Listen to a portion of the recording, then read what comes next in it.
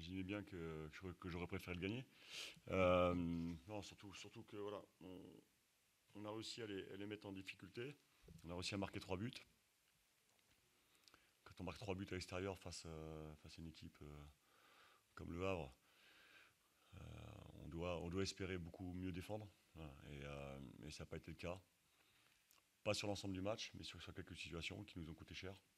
Je parle de la première mi-temps. Et puis la seule véritable situation où ils nous mettent en défaut sur le but, le quatrième.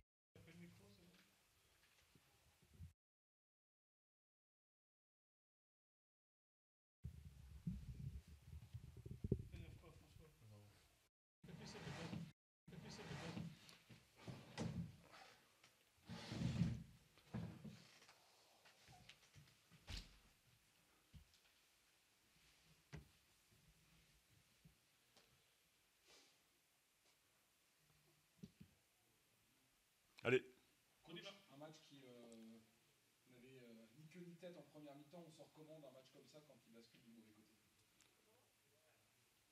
imaginez bien que j'aurais préféré le gagner.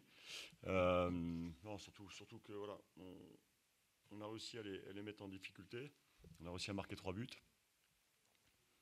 Quand on marque 3 buts à l'extérieur face à une équipe comme le Havre, on doit espérer beaucoup mieux défendre. Voilà.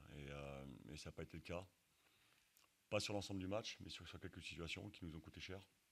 Je parle de la première mi-temps. Et puis la seule véritable situation où ils nous mettent en défaut sur le but, le quatrième but, parce qu'après on s'est livré, ils ont eu quelques contres, mais c'est passé avant. Euh, on avait très bien défendu contre Sochaux. Globalement, ça n'a pas été le cas ce soir. Et c'est ce qui nous porte préjudice forcément, quoi. Vous menez deux fois dans cette partie, dans cette première mi-temps. C'est ça. On mène 2 fois. On a des situations aussi pour mieux finir, pour revenir au score. Moi, je pense qu'il y a une main qui est oubliée par l'arbitre. Mais on a l'habitude, on l'a déjà eu à Béziers, et puis il nous avait fait la même en fin de match. Euh, non, voilà, il y a la qualité du Havre qui est indéniable, notamment offensivement. Mais il y a aussi surtout les situations où on leur a permis de se mettre en évidence. Et, euh, et ça, forcément, c'est pas possible. C'est cet équilibre qui est difficile à trouver entre l'aspect offensif que vous avez montré en première mi-temps et puis de trouver le juste milieu entre attaquer et puis. Cette Oui, première oui, mi-temps. c'est une équipe dure à trouver, mais si vous reprenez les buts qu'on a encaissés, le premier, c'est un coup de pied arrêté. Le deuxième, c'est une situation où on est chez nous, on ressort pas comme il faut, et forcément, on perd le ballon dans notre camp, et en 2 passes, il se retrouve en situation de finir. Le quatrième, on est en place, on a une supériorité. Voilà. Après, quand on est loin des marquages, forcément, ça permet à des joueurs aussi habiles de faire des différences. Et ce qui est passé ce soir sur quelques situations. On pouvait s'attendre, même si Oswald avait dit non, je ne crois pas que Valenciennes est une équipe joueuse. Nous, on s'était dit, dans la situation qui était la vôtre à l'extérieur, que peut-être vous auriez envie de ne pas prendre de but. Finalement, vous êtes très joueur et vous avez joué, vous avez fait le jeu aussi, vous avez tenté de faire le jeu en première mi-temps notamment. Oui, on Vous n'êtes pas a, venu là pour fermer. on a jamais fermé aucun match. Euh, Après, l'idée, je le répète, c'est de trouver cet équilibre. Euh, on peut des fois être pris à défaut parce qu'à un moment donné, on se livre un peu trop et puis on ne garde pas cet équilibre. Je peux citer la fin de match, mais la fin de match est particulière parce que on prend des risques offensifs et puis là, à l'évidence, on laisse des espaces, mais les buts qu'on prend, on est rarement en déséquilibre. On est souvent en égalité, très souvent en supériorité. Voilà, c'est un problème de comportement défensif et de l'équipe en général. Après, on a les joueurs aussi pour jouer, pour marquer des buts. Euh, Ce serait dommage de pas en profiter. Mais s'il faut marquer 4, 5 buts pour gagner un match à l'extérieur, là, ça devient très compliqué forcément, quoi. Il y a un peu de frustration, mais surtout aussi de la colère.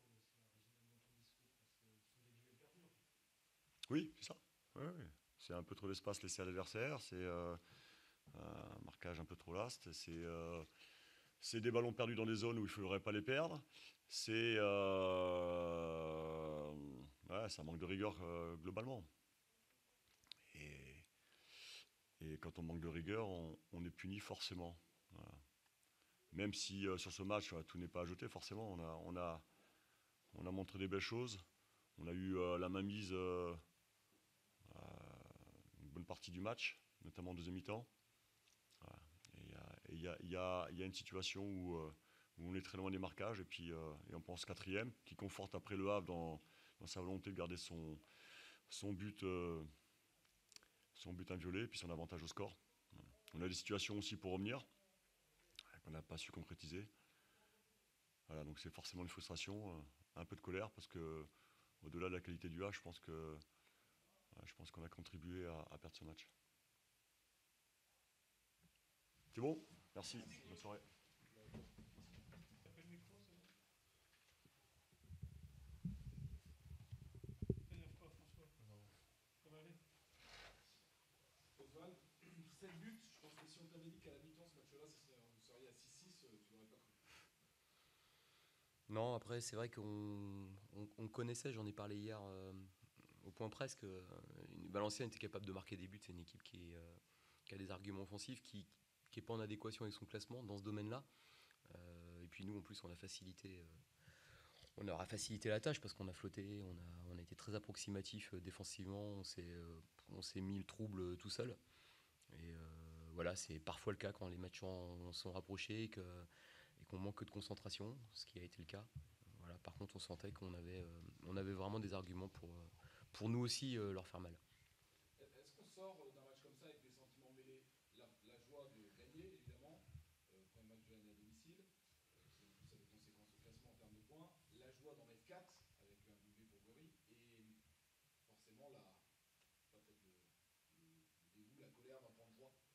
Non, on va dire dans des circonstances normales de match, un match par semaine, avec du temps pour le préparer, avec voilà, moins de fatigue, on aurait sans doute un peu plus insisté sur le fait qu'on ait pris 3 buts, le fait qu'il y ait eu vraiment un marathon depuis le 30 décembre. On est sur le pont, on n'a quasiment pas de temps entre les matchs pour bien préparer tactiquement sur le terrain. Moi, j'attache beaucoup d'importance au fait de pouvoir bien préparer les matchs. Et dans l'enchaînement de matchs, on est d'abord dans de la récup, on essaye de passer 2-3 principes sur un bout de séance d'1 heure pour essayer de connecter les joueurs avec la problématique du lendemain. Donc ça passe beaucoup par de la vidéo, mais on sait très bien que c'est pas le meilleur moyen de préparer les matchs. Donc on va retenir le fait du coup, cette victoire nous permet de dire que notre reprise de début d'année 2019 est bonne. Une qualification en coupe, un point qui reste un bon point à Grenoble, et puis cette victoire. Voilà, mais il fallait qu'on gagne pour pouvoir le dire. C'est fait. Voilà, ça va nous permettre de pouvoir respirer un petit peu. Il y a un match qui vient un peu plus tard que les autres. On aura 6 jours. Donc on va essayer de bien récupérer et puis de bien le préparer. Vous évoquez la fatigue, mais vu d'en haut, on a un peu le sentiment que les jambes étaient lourdes. Si, quand même. Non, mais c'est ce que je dis souvent, dans la fatigue, il y a la fatigue physique, qui effectivement n'a pas été un élément, je pense, influent du match.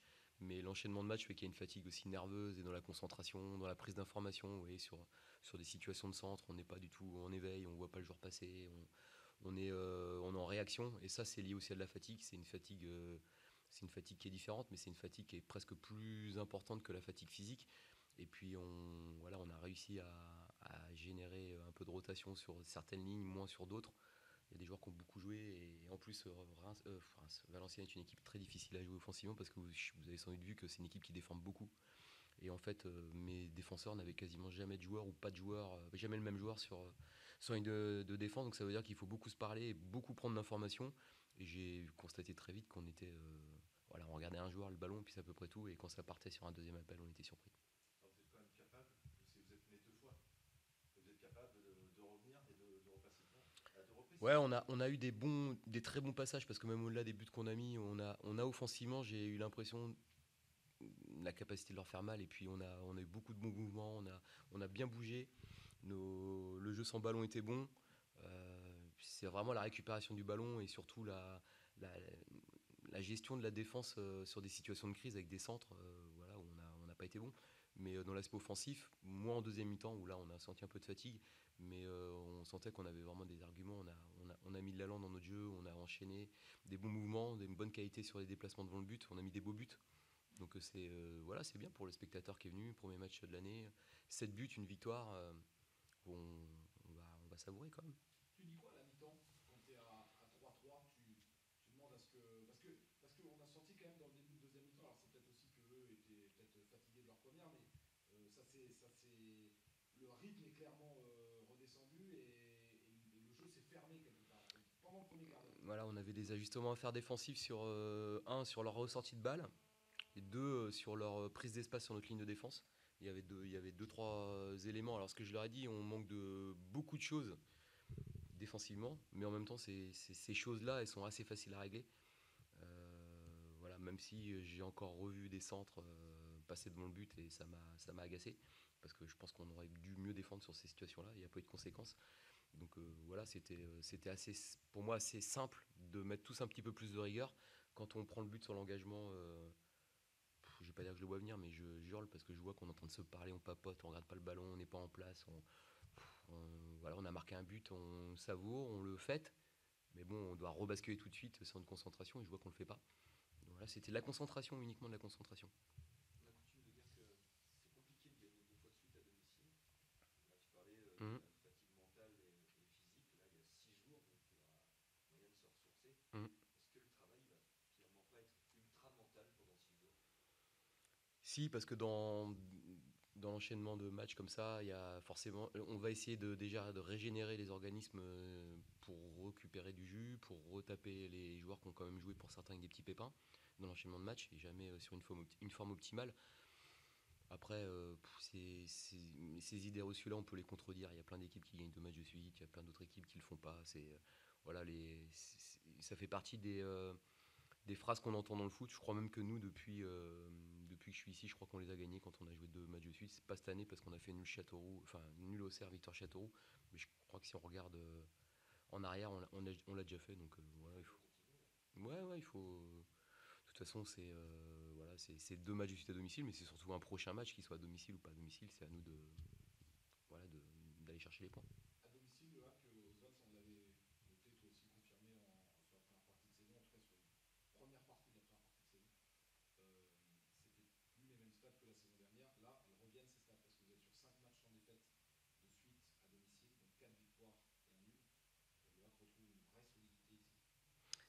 Oui, c'est vrai que c'est beaucoup mieux. Ça demande à être prolongé dans le temps, dans la durée, mais c'est mieux. Après, on a eu beaucoup de matchs à domicile sur le tout début de saison où on était incapable de tuer le match.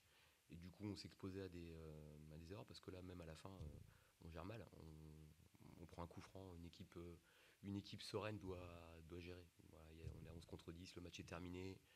On doit mieux faire. Mais ça passe aussi par le sentiment de puissance à domicile, il part aussi de ta force offensive. Quand tu sais que tu peux marquer des buts, et je pense que c'est le sentiment que l'équipe m'a donné ce soir, c'est que même en prenant les buts, je pense qu'ils étaient convaincus qu'ils pouvaient marquer des buts. Donc ça te donne de la confiance. Et voilà, il faut s'appuyer sur ça. On a des attaquants qui ont marqué ce soir. Ça me dérangeait, ça me dérange toujours un peu de voir, alors je suis content pour eux, mais de voir des défenseurs qui sont quasiment derrière les attaquants en termes de stats sur les buts. Il faut que nos joueurs offensifs grimpent dans le classement des buteurs, grimpent dans la hiérarchie des passeurs. Et voilà, Zinous aura fait une passe décisive, Tino a marqué, a donné, Ali a marqué. Ça, c'est bon pour nous. C'est bon pour l'équipe, c'est bon pour nous. Imad, il rentre un ballon, il passe. Ça doit C'est vrai, vous satisfaire. c'est vrai. Non, c'était le cas contre Sochaux quasiment. Ouais, contre Sochaux, il rentre bien. Et puis, on a presque la même chose avec Jamal sur son premier ballon qui peut presque donner. Et c'est c'est une force de pouvoir avoir des remplaçants qui rentrent bien comme ça. Il nous a bien aidé, Imad. English. In English. Ouais, il parle français.